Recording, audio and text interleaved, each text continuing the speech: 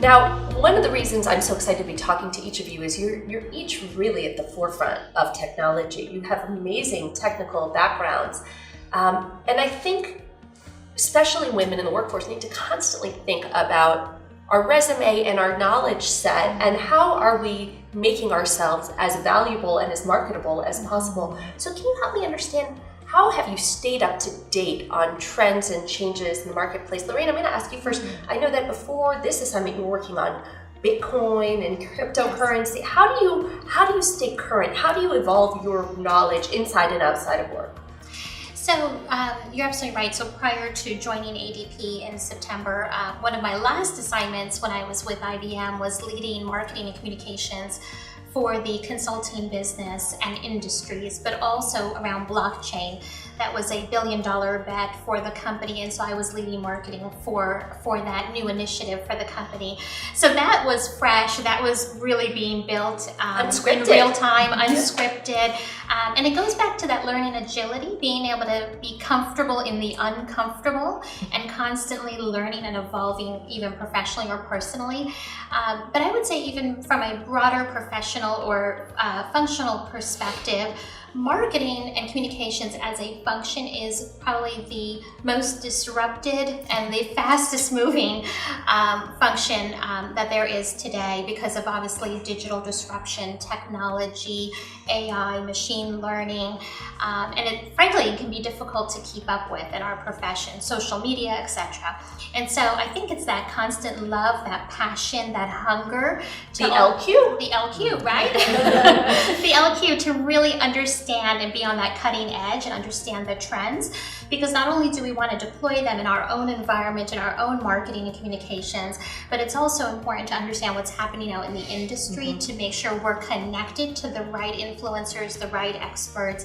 And I think it's also about building your network externally and making sure that you are participating in all the right functional associations, boards, that you're visible, and also that, frankly, you're learning and bringing those learnings back to your own team and your own leadership team.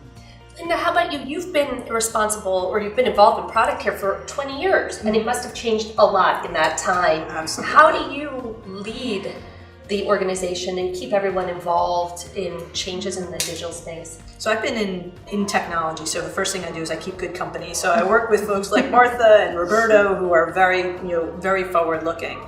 Of course, I read, from different industries, and currently one of the things I'm doing is I have the analyst relations team in my space, and so I get to work with various industry analysts who are telling things about not just where technology is going, but where the industry is going.